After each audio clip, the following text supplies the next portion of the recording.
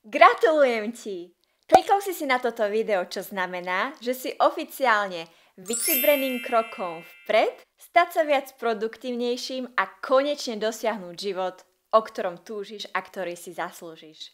Ale na to musíš najprv nakopať prokrastinácii zadok raz a navždy. Veď všetci to dobre poznáme. Dovol mi predstaviť ti kamaráta Kazimíra, ktorý predstavuje tvoje odvrátené ja. Mám pred sebou dôležitý deadline, ale nechce sa mi na ňom pracovať. Idem radšej na Instagram, pozri sa, čo moji známi robia. Stop! Dnes je posledný deň tvojho lenivého života a začiatok novej produktívnej éry. Dnes sa naučíš, čo to vlastne tá prokrastinácia je, prečo je rutina tvoj priateľ, ako sa stať disciplinovanejším, ako správne využívať svoj čas a zakončíme to afirmáciami a tvojou domácou úlohou. Vítaj vo Vycibrene! Tým, že nekonáš a odkladáš kroky na neskôr, platíš cenu v podobe strateného času, ako aj stratených príležitostí, ktoré si už dávno mohol využiť pre svoj prospech. Ty, a len ty sám si zodpovedný za svoj čas a ako ho využívaš. Magická formula, ako premôcť prokrastináciu, je vytvoriť si efektívnu rutinu a disciplinovane prebrať zodpovednosť za svoj čas. Nemecký filozof 18. storočia Immanuel Kant bol známy svojou striktnou dennou rutinou, ktorá prispievala k udržiavaniu jasnej a sústredenej mysle. Povráva sa, že jeho denné prechádzky boli také presné, že ľudia na minútu vedeli, koľko je hodín. Nemusíš sa stať Kantom, aby si prekonal prokrastináciu, avšak zdravá rutina ti k tomu pomôže. Tak poďme na to. Malým krokom vpred. Prokrastinácia je príčinou strachu, že nevieš, ako niečo spraviť. Nikdy to však nezistíš, pokým to neskúsiš. Aby si zvládol väčšie sústo, začni menšími časťami, kúsok po kúsku. Nemusíš byť vynikajúcim na to, aby si začal, ale musíš začať na to, aby si sa stal vynikajúcim. Tip číslo 1. Rozplánuj si úlohu na menšie časti. Nezameraj sa na všetku úlohu, ktorú máš pred sebou, lebo vtedy sa cítiš preťažene a vtedy nastupuje prokrastinácia. Namiesto toho si rozdeľ úlohy na menšie časti. Pamätaj, mnohokrát je tvojou najväčšou prekážkou začať. Ako pomôcka ti poslúži 5-sekundové pravidlo od americkej autorky Mel Robbins. Ak máš nutkanie konať, musíš sa pohnúť do 5 sekúnd, inak toto nutkanie tvoj mozog potlačí. Keď cítiš, že váhaš, počítaj 5, 4, 3, 2, 1 a pohni sa k činu. Toto jednoduché pravidlo ti pomôže prevziať kontrolu nad neistotou a posunúť sa bližšie k tvojmu cieľu. Kapitola číslo 2. Ak zlyháš v plánovaní, plánuješ zlyhanie. Dovol mi opäť predstaviť ti nášho priateľa Kazimíra, ktorý často prepadá prokrastinácii. Mal by som viac pracovať, stráviť viacej hodín na touto úlohou a tým sa stanem produktívnejším. Tým sa akurát priblížiš k vyhoreniu. Pracuj šikovnejšie, nie tvrdšie. Vytvor si denný plán, ktorý zahrňa čas vyhradený na prácu, prestávky, zábavu a odpočinok. Dôsledné plánovanie ti pomôže vytvoriť si pozitívne návyky a tým zdravú rutinu. Tip číslo 2. Osvoj si metódu časového plánovania. Americký neurovedenec Andrew Huberman uvádza protokol 90 minút nerušenej práce. Počas tejto doby sa zameraj bez akéhokoľvek vyrušovania iba na prácu, či už mentálnu alebo fyzickú. 90 minút je najdlhšie obdobie, počas ktorého sa tvoj mozog dokáže sústrediť a vynaložiť intenzívne úsilie na prácu. Je normálne, že sa po čase budeš cítiť unavene. Nastav si upozornenie a po 90 minútach si dopraj výdatnú prestávku. Poprechádzaj sa, rehydratuj svoje telo, zmeň prostredie. Vedel si o tom, že dehydratovaný mozog rozmýšľa pomalšie? Tip číslo 3. Cielená rozptýlenosť. Zakomponuj pravidelnú prestávku do tvojho dennodenného kolobehu. Pre teba a tvoj zdravý mozog. Uveď svoje telo do iného ako pracovného stavu po dobu 15 až 30 minút. Zameraj sa na veci, ktoré ti prinášajú radosť. Avšak pozor! Neskonči na telefóne, lebo by to bolo kontraproduktívne a tvoj mozog by sa vyčerpal ešte viac. Keď sa cítiš napäto, zameraj sa na hlboké dýchanie, alebo si ponaťahuj usadené telo. Keď dlho pracuješ o samote, porozprávaj sa s niekým v tvojom okolí. Mne pomáha prechádzka na čerstvom vzduchu, slnečné lúče, ktoré mi dodávajú energiu. Tip číslo 4. Športu zdar. Naplánuj si športové aktivity. Predstavujem ti víťazoslava, ktorý predstavuje tvoje ideálne ja.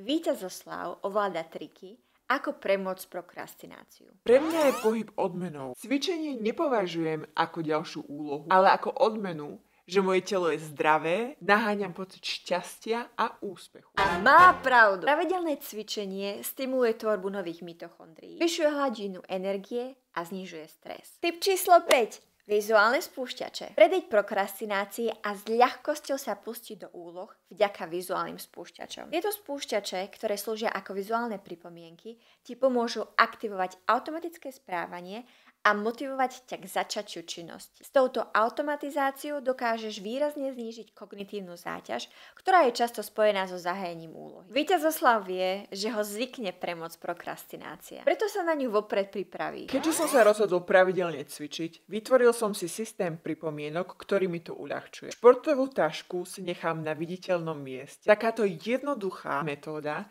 mi pomáha udržať cvičenie v mysli. Aké vizuálne spúšťače používaš ty? Napíš mi ich do komentára. Kapitola číslo 3. Stanov si priority. Kazimír si hovorí: Keď robím viac vecí naraz, stíham toho oveľa viacej. A zdá sa mi, že som aj viacej produktívny. Nie, vôbec to tak nie je. Tvoj mozog nie je navrhnutý na vykonávanie viacerých úloh naraz a tým, že sa o to pokúšaš, narušiavaš svoj celkový výkon. Tip číslo 6. Vyskúšaj Eisenhowerovú maticu. Máš 2 druhy problémov.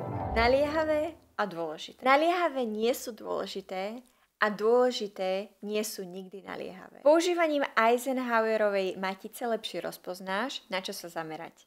Správnym zaradením úloh do matice zredukuješ stres preplneného harmonogramu či nejasných povinností, ktoré sú častou príčinou prokrastinácie. Poznáš kamaráta, ktorý si nevie stanovovať priority? Zdieľaj s ním toto video. Tip číslo 7. Vyfarbi sa. Farebné kódovanie ti pomôže zvýšiť motiváciu vďaka svojej estetickej príťažlivosti. Rozdeľovaní pracovných záťaží na farebne segmentované časti znížiš pocit preťaženia. Odtedy, čo som si začala farebne odlišovať denný harmonogram, tak som do svojho pracovného dňa zakomponovala hravosť a tým aj väčší optimizmus. Nechala som sa inšpirovať americkou právničkou Amal Clooney a jej farebne vyznačenými spismi. Tip číslo 8. Minimalizuj rozhodnutia.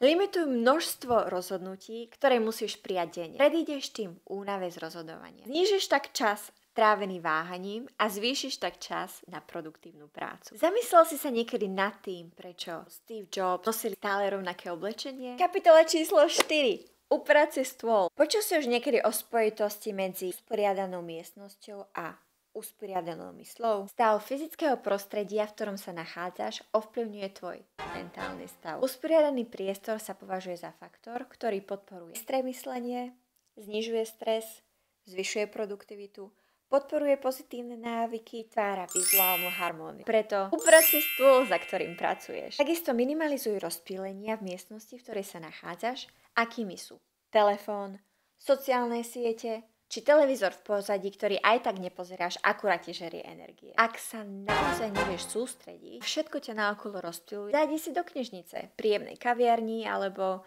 ľubovoľného študijného priestoru, kde sa cítiš príjemne. Usilovnosť ostatných ťa nabudí a vytvorí motivujúcu atmosféru vhodnú pre sústredenie a štúdium alebo prácu. Súhlasíš? Daj páči sa mi to na toto video. Kapitola číslo 5. Odmeň a motivuj sa. Potľapkaj sa po pleci za každý zvládnutý milník, každý dodržaný deadline, každú úlohu, ktorú si odškrtol zo svojho harmonogramu. Zaslúžiš si to. Buď k sebe láskavý a pochop, že každý čelí výzvam. Tip číslo 9. Drobné gesto pre tvoje budúce ja. Nechaj si na stole odkaz, ktorý vieš, že ti prinesie úsmev na tvári. Čo ma dnes pekné čaká?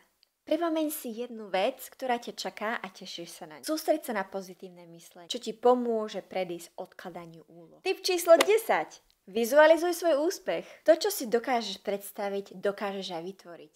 Predstav si, ako úspešne dokončíš danú úlohu a dosahuješ svoj cieľ. Jasne stanovené ciele vytvárajú pocit účelu a motivácie, čím pomáhajú znižovať prokrastináciu. Zamysli sa a odpoveď si na otázku, prečo toto všetko robím? Prečo ráno vstávam? Aký je môj motív, že toto robím? Robíš to pre svoj dobrý pocit? Robíš to preto, že chceš niečo v živote dosiahnuť? Zamysli sa nad tvojím prečo a použij ho ako svoju motiváciu. Takisto si pozri moje video o vizualizácii, v ktorom ti poviem viac. Tip číslo 11. Podiel sa s ostatnými. Podiel sa o svoje ciele s ostatnými a privítaj ich spätnú väzbu. Je dokázané, že otvorenosť voči iným zvyšuje tvoju motiváciu a pomáha znižovať prokrastináciu. Presúvame sa na afirmácie. Afirmačné výroky sa považujú za prospešne vďaka ich potenciálnemu vplyvu na neuroplasticitu, pozitívne emócie a redukciu stresu.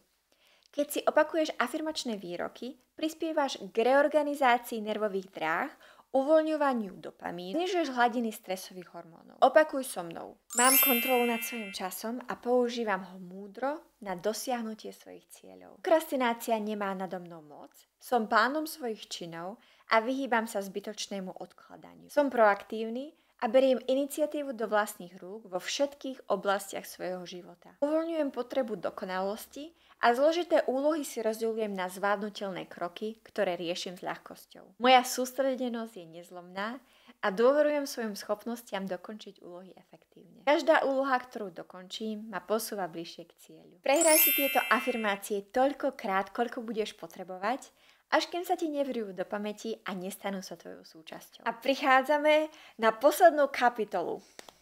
Vycibri sa, alebo tvoja domáca úloha. Poprvé, nakopni sa 5-sekundovým pravidlom. Po druhé, naplánuj si deň na 90-minútové pracovné bloky s výraznými prestávkami. Po tretie, prichystaj si vizuálne spúšťače. Po štvrté, vyskúšaj Eisenhowerovú maticu na prioritizáciu tvojich úloh. Po piate, farebne si vyznač harmonogram. Po šieste, uprať si stôl a prostredie, v ktorom sa nachádzaš. Po 7. Vizualizuj si svoje prečo a nechaj sa ním inšpirovať. Po 8. Praktizuj afirmácie pred spaním a hneď ako sa zobudíš, lebo vtedy je tvoj mozog najvnímavejší na príjmanie podnetov. Tak čo, nakopneš prokrastinácii zadok raz a navždy? Držím ti palce. Prajem ti vycibrený zvyšok dňa. 3, 2, 1. Tip číslo 6.